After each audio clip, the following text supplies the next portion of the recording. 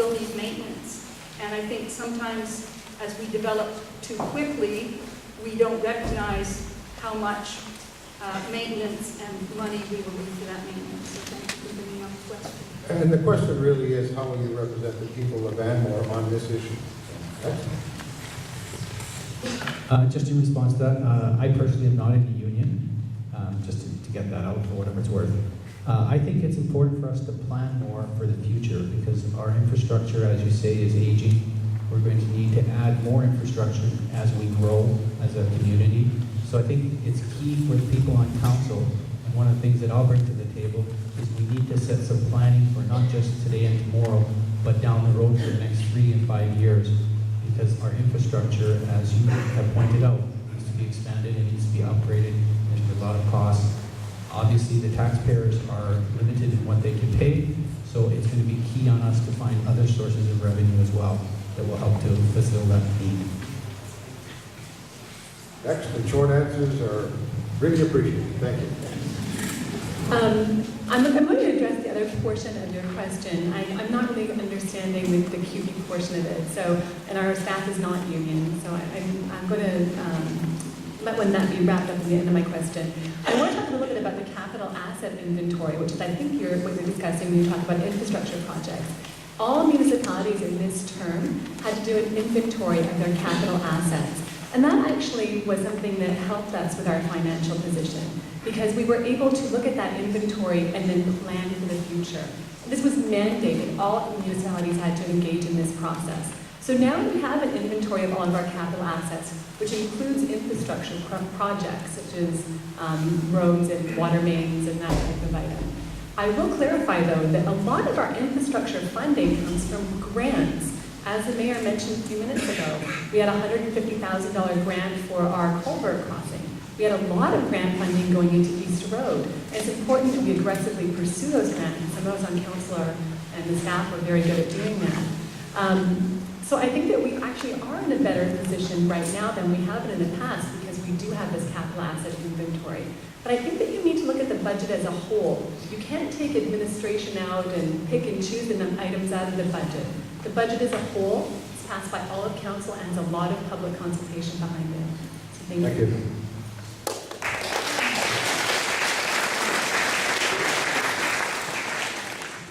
We, about a year ago, had an independent review of our salaries for staff with the village hall because the problem with our village is that many of the staff wear many different hats, and it was so tough to make sure that they were being compensated fairly so we didn't lose them.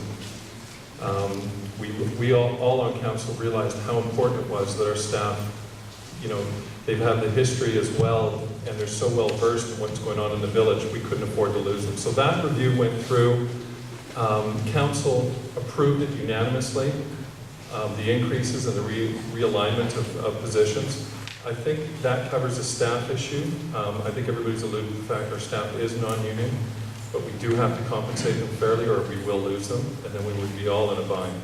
I think the other thing to remember is with our finance committee, and I have to say it's one of the shining lights of this last 3-year term, we've actually been able on the side to keep with some independents that are on our finance committee. We're actually putting money away for the future. We've actually put away $300,000 over the last couple of years for the replacement of side roads.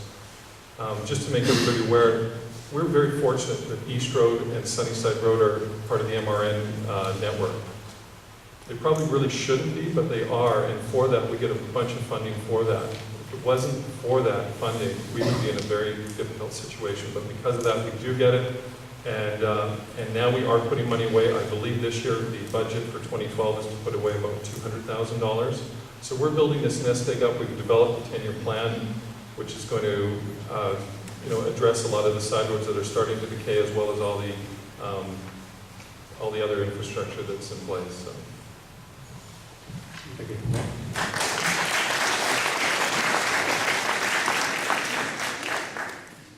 I'd like to look at the question from just a little different angle.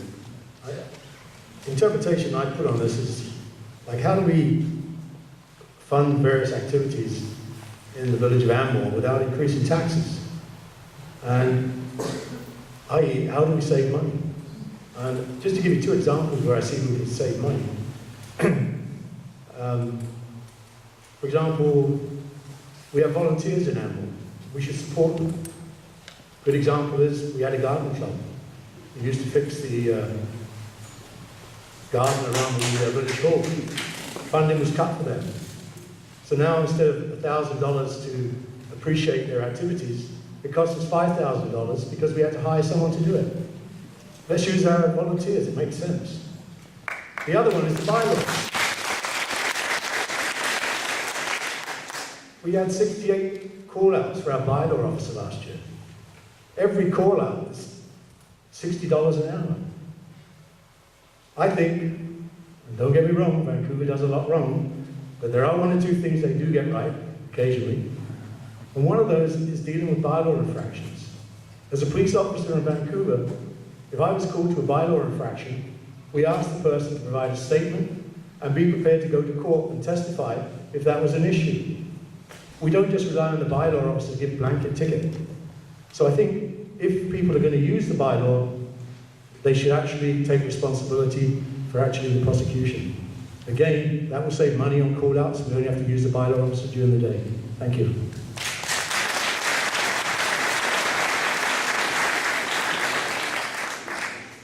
So in the past by-election, I heard a similar question about staff and all of our revenues coming from taxation, and I think as some of the current council members have indicated that we do have other sources of income, including government grants, which our village has done a good job of pursuing, as well as user fees and other, and I know most people who move to Anmore know that we are very much a user pay system. I mean, we put our $3 tag on our garbage every week, and we do pay for the services that we use. There's obviously a certain amount of services that are provided by our staff that we pay through taxation and our other revenue sources. But I really think that the user pay, the services that we get, we pay for on a case-by-case basis, and our staff does a tremendously good job for our growing village.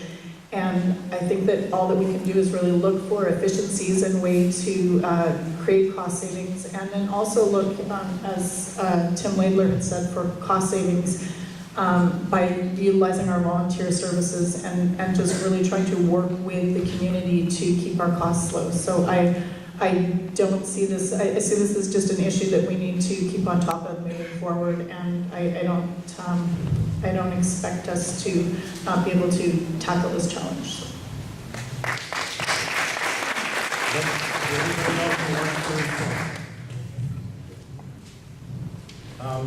Well, first of all, I hear from the mayor that we're just responding when we need to respond. This is just when we actually need to do it, we'll do it. But I hear from the people down here, Palmer Isaak, that we're planning ahead. So, which is it? I would love us to plan ahead. I think we're a wealthy village. I think what the people don't like is surprises that are handed to them at the last minute because we haven't planned ahead. We want to know what you're paying 5 years down the road. So let's do a proper inventory and let's handle it that way. With regard to the bylaw enforcement, I don't think it's practical or fair to ask a villager who is complaining about some really annoying bylaw infraction to have to go out and prosecute it himself.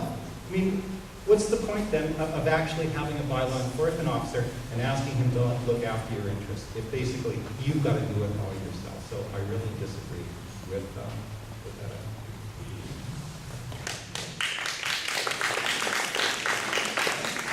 Being the last one to speak, it's going to be a little difficult without repeating it. I certainly agree with what John McEwen said, that we did do an analysis with the people.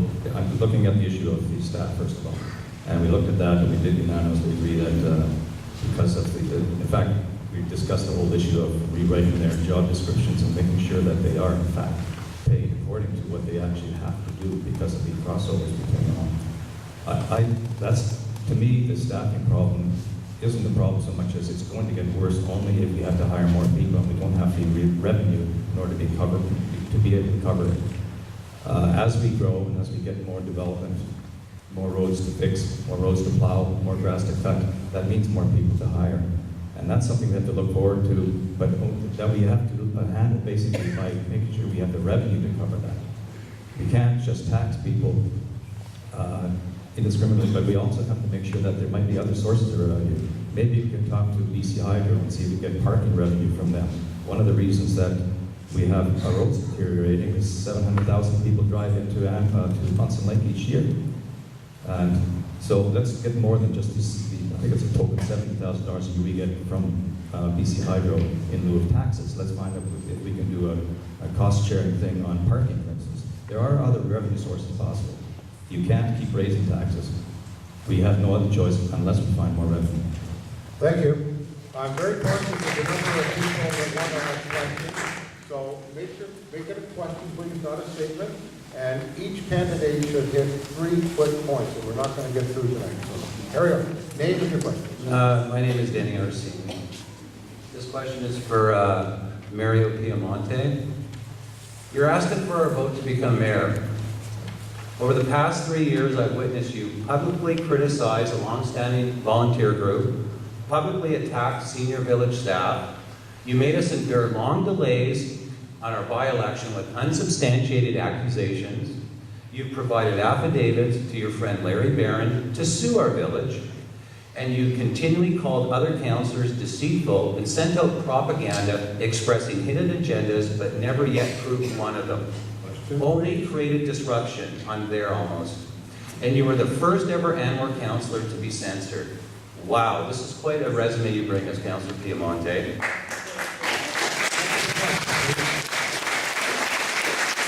My question is very simple.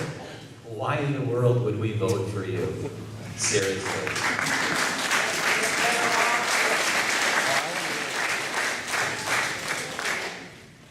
I think that you have twisted.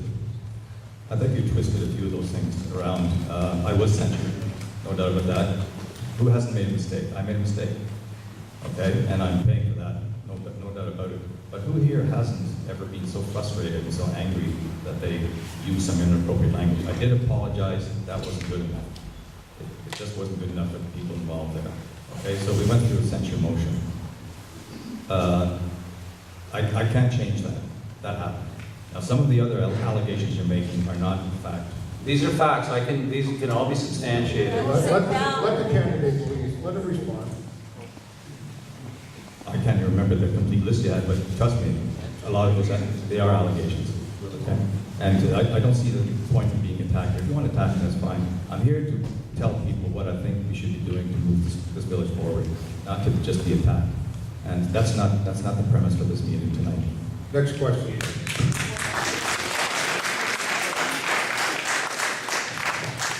All right, well, let's start off with first, why he helped me with an affidavit.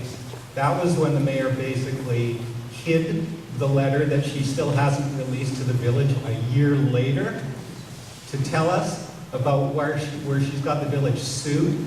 Okay, that's why basically that was provided, because these people here wouldn't cough up that letter. Now let's move on to this. Let's move on to the second.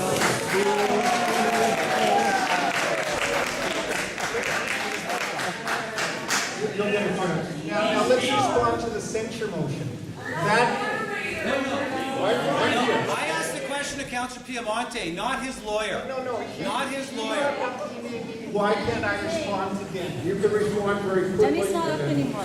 Okay, the censure motion, that came after a meeting that was on July 20th at 9:30 in the morning on a weekday, which is an unprecedented time for a council meeting. That's when they wanted to pass their election bylaw and get it passed in 8 days. You know what they did in passing it in 8 days? They screwed up the sign portion of it, and the mayor didn't even know it, because they rushed it through because they don't do their homework. Now, what do they choose to do? Instead of doing their homework, all they want to do is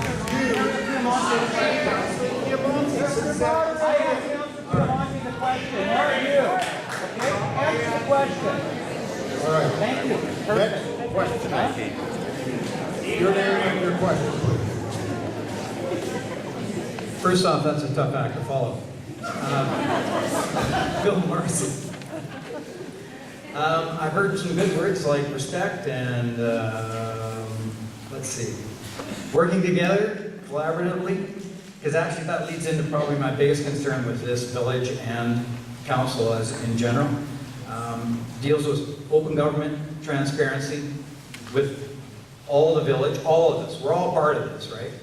So my question is, Mayor Anderson, councillors, have on numerous occasions shown in the past 2 years their unwillingness to work collaboratively with all the members of the council. There are numerous documented occasions when councillors Piamonte and Settergreen have been purposely excluded from discussions on key issues, such as a daycare and more recent a recreation grant. Do candidates feel that this is an appropriate model for conduct of council? Please. I was first elected mayor a year and a half ago. My first priority was to meet with each member of council and our staff. I sent an email out to each member asking to set up a time, and everyone got back to me except for Councillor Piamonte. I sent him 2 other subsequent emails, and he told me he was away in July, and I said, pick any other time, I'll make myself available. And he didn't meet with me, and he never gave me a time. Councillor Settergren did, Councillor Isaac did, Councillor McEwen did.